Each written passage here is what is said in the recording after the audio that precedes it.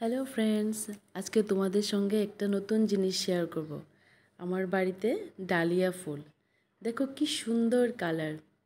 দেখতে পাচ্ছ এই গাছটাতে যতগুলো ফুল আছে সব কয়টা একই রকম দেখতে, সব কয়টা একই রকম, একটার সঙ্গে আরেকটা কত মিল আছে। কিন্তু একটু পরে দেখাবো, দেখো এটা আরেকটা কালার, অনেকটা সিমিলারই কিন্তু ফুলটা আরেক রকম। দেখতে পাচ্ছ,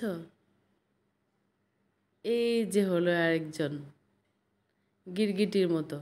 দেখতে পাচ্ছ, দেখতে পাচ্ছ এই ফুলটা একটু অন্য ধরনের, একটু পিঙ্ক, সরি পিঙ্ক না, একটু হোয়াইট আছে আর একটু ভায়োলেট আছে। আচ্ছা ঠিক আছে, এটা মানা যায়, এই ফুলটা দুটোটাই এই গাছে যতটা এরকম। কিন্তু এই ফুলটা দেখো তোমরা সবাই, এটা কিন্তু একদম রেড কালার। দেখতে পাচ্ছ, রেড যেহেতু ফুল ফুটেছে, একটা গাছে সবকটা রেডই তো ফুটবে, এটাই স্বাভাবিক কথা না, এটা স্বাভাবিক কথা না। এই গাছে দেখো একটা হলো রেড, আরেকটা পিঙ্ক হোয়াইট, আরেকটা হোয়াইট, এই যে আরেকটা পিঙ্ক পিঙ্কি।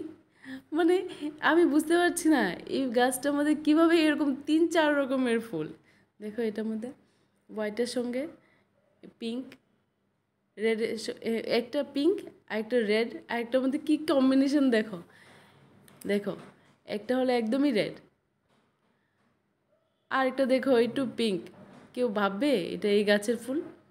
এক গাছে 3-4 রকমের ফুল হয় বলো?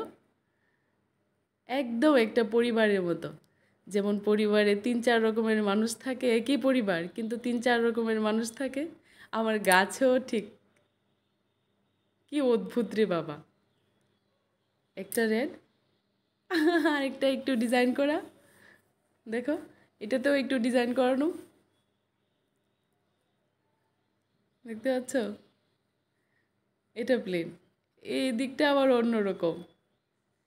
দেখলে মনে হয় যেন দুইটা গাছ একসঙ্গে, অ্যাকচুয়ালি কিন্তু একটা গাছই, দুইটা না, একটা গাছেই এরকম 2-3 রকমের ফুল। আমি তো অবাক, মানে এরকম ফুল কিভাবে হয়? একটা গাছে কি 2-3 রকমের ফুল হয়?